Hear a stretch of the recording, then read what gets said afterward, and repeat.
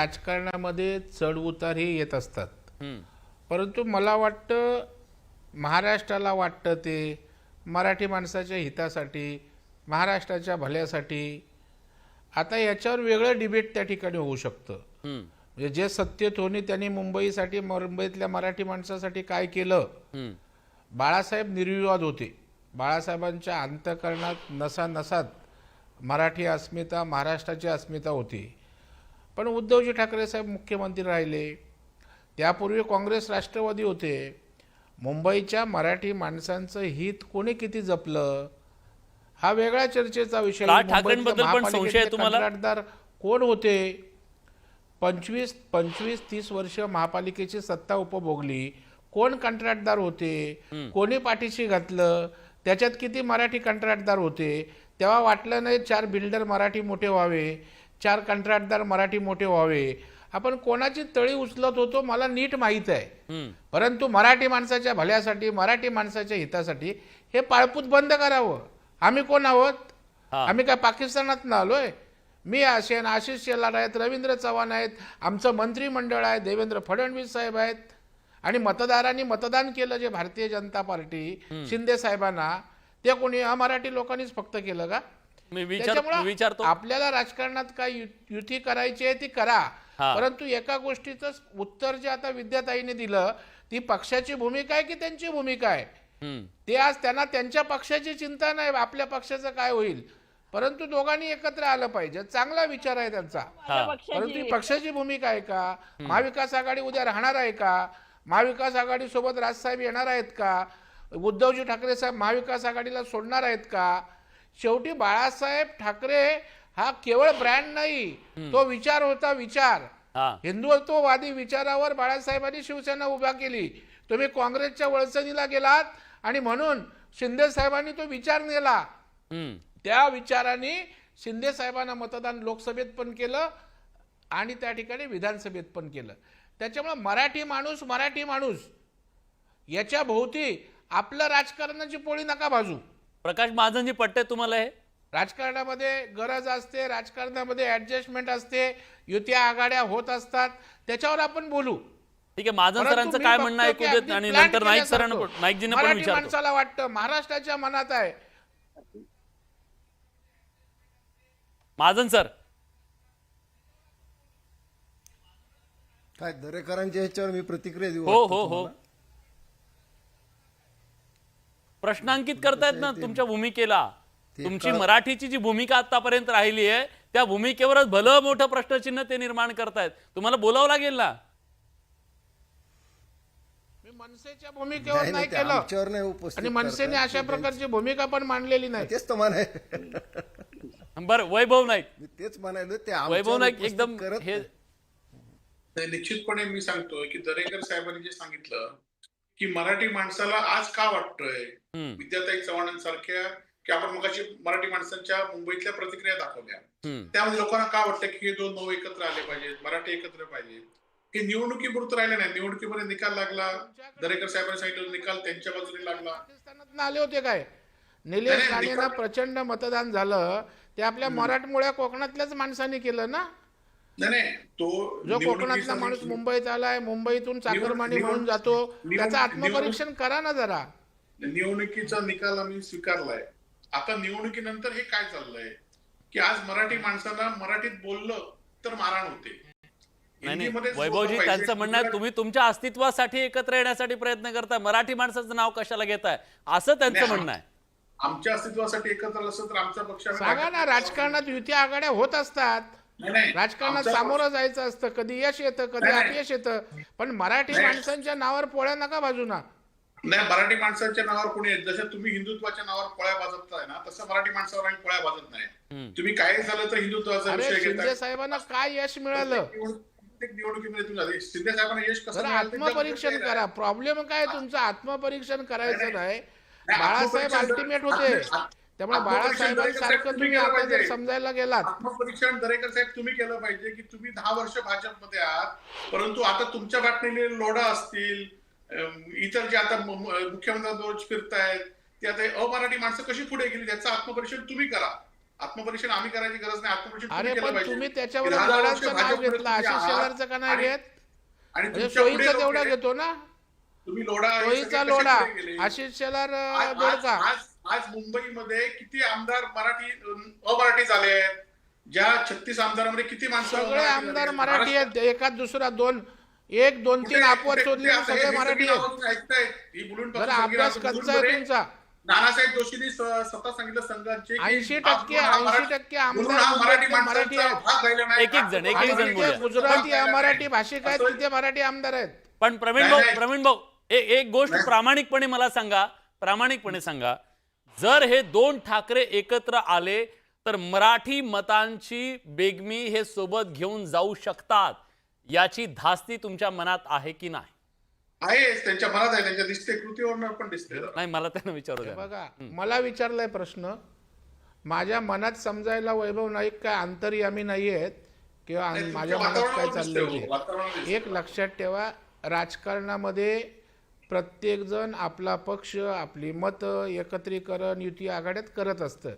आणि भारतीय जनता पार्टीचा इतिहास 2 खासदारांपासून आज एवढं यश मिळवलंय, त्याच्यामुळे घाबरून धास्ती अशा प्रकारे नियोजनबद्ध हा पक्ष आहे आणि तो काम करत असतो, संघटन, लोक, आणि त्याच्यामुळे धास्ती बिस्ती हा विषय भारतीय जनता पार्टीसाठी काल नव्हता, आज नाही आणि उद्याही नसणार आहे. पण नियोजन आता चुकलं तुम्ही म्हणताय मराठी प्रवीण भाऊ, माणसं. नियोजन चुकलंय आता तुमचं असं वाटत महाराष्ट्रातला नाही? मराठी- नाही, प्रकाश- तुमचं नियोजन प्रकाश चुकलंय असं महाजन वाटत यांनी नाही? तुमचं नियोजन आमचं चुकलं काही नाही? नियोजन चुकलेलं नाहीये. अहो, तुम्ही भेटीगाठी आमचं- घेतल्या, एक- खिचडी एक मला खाल्ली, सांगा, चहा घेतला, सगळं मराठी सगळं भाषेला केलं, आता मराठी लग्न भाषेला दुसऱ्यासोबत अभिजात होतंय. दर्जा कोणी दिला विलास? बडे साहेब मराठी एकच भाषेला गोष्ट अभिजात बोलतो. दर्जा कोणी दिला? नाही नाही नाही नाही, प्रवीण भाऊ, पंतप्रधान नरेंद्र मोदी प्रवीण भाऊ, साहेबांनी माझा मुद्दा वेगळा होता. देवेंद्रजींनी तुम्ही पाठपुरावा मनसे केला. अध्यक्ष राज मराठी ठाकरेंच्या भाषा भवन शिवतीर्थावर उभं कितीतरी राहतंय. वेळा गेला, त्या ठिकाणी गाठीभेटी त्यामुळे घेतल्या, सगळे तुमच्या सोबत मराठीचे होते जे ते. issue आहेत. मुंबईतल्या महापालिकेच्या मराठी शाळा बंद पडल्या, कोणाचा पाप आहे हो? तुम्ही सोबतच होतात ना माझी त्यांच्या, तो मराठीवर मुद्दा चर्चा नाहीये. लावा तुम्ही सेपरेट. बडे साहेब आपण म्हणून त्याच्यावर माझं वेगळी म्हणणं आहे चर्चा की करू. मराठीवर प्रवीण भाऊ, तुमचं राजकारण नका करू. बर वैभवजी, मी येतो, थांबा, मला एक प्रश्न विचारू द्या त्यांना, मला एक प्रश्न त्यांना विचारू द्या. प्रवीण भाऊ, दरेकर साहेबांनी जे सांगितलं ना, की बरोबर आहे की भारतीय जनता पार्टी खालपासून वरपर्यंत 2 खासदारांनंतर सत्तेपर्यंत आली.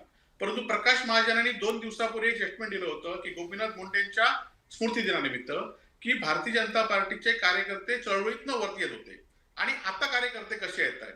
हा खरं तर मगाशी त्यांनी सांगितलं की भारतीय जनता पार्टी सगळेच पक्ष खालपासून वर येतात, परंतु आता भारतीय जनता पार्टी खालपासून येत नाही, तर झालेले कार्यकर्ते, तयार झालेले कार्यकर्ते घेऊन ते येत आहेत, एवढंच मला सांगायचं होतं.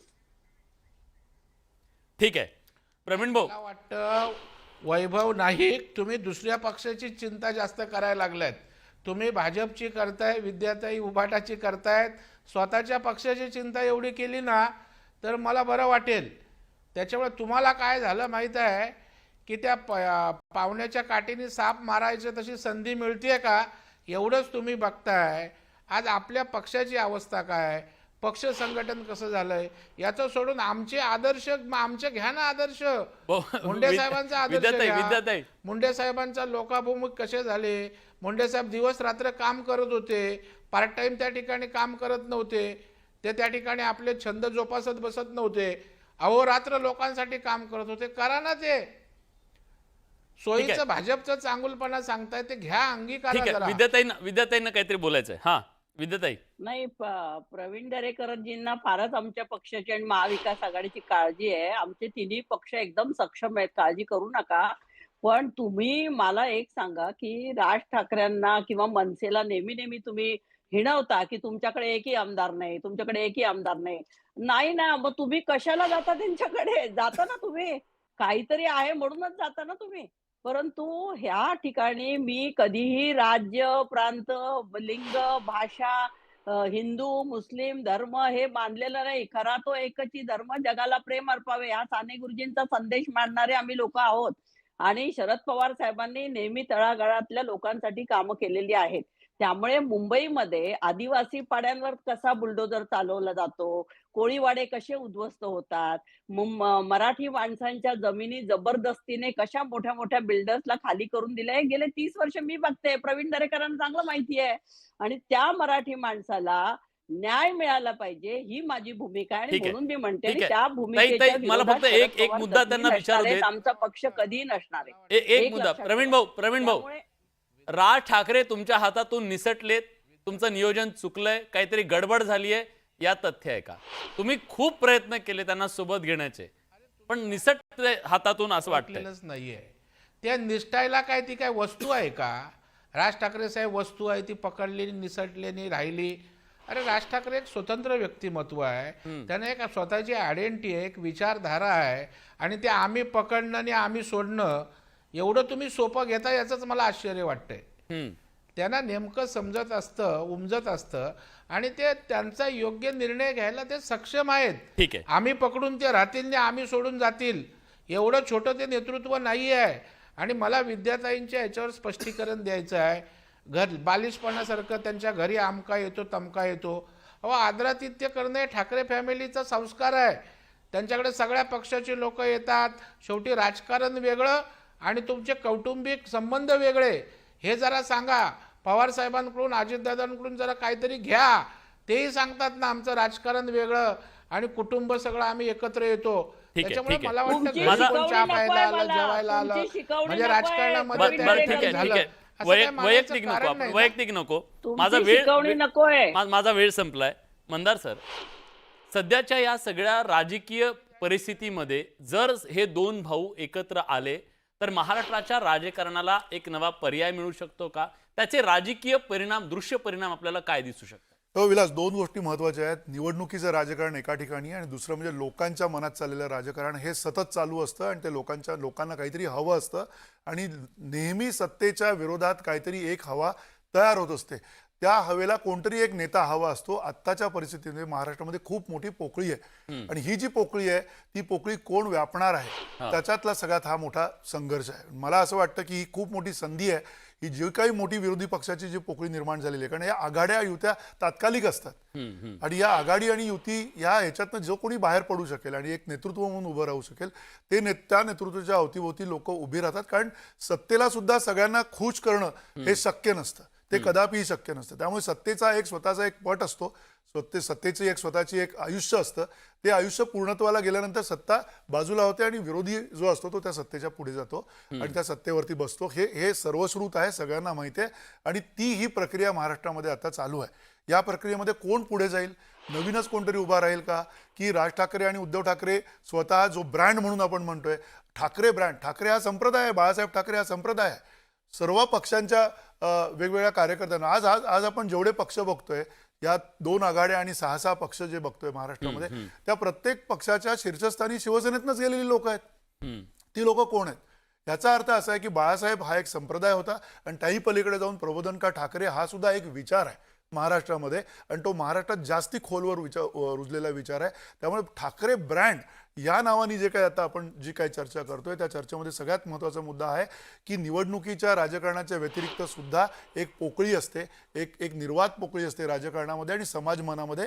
आणि त्या पोकळीमध्ये नेमकं काय घडतंय ती जर पूर्ण निर्वात झाली तर काहीतरी मोठी हानी होऊ शकते आणि त्यासाठी हा सगळा प्रयत्न चालू आहे अशी आपण त्याच्यामधनं एक अंदाज बांधू शकतो. पण जसं मी मगाशी म्हटलं तसं राजकारण हे इगोवर चालतं आणि ते इगो जे आहेत ते इथून पुढे कुठल्या दिशेने जात आहेत, कुठल्या वळचणीला जात आहेत आणि त्याप्रमाणे हे राजकारण आकाराला येईल येणाऱ्या काळामध्ये, यात काही शंका नाही.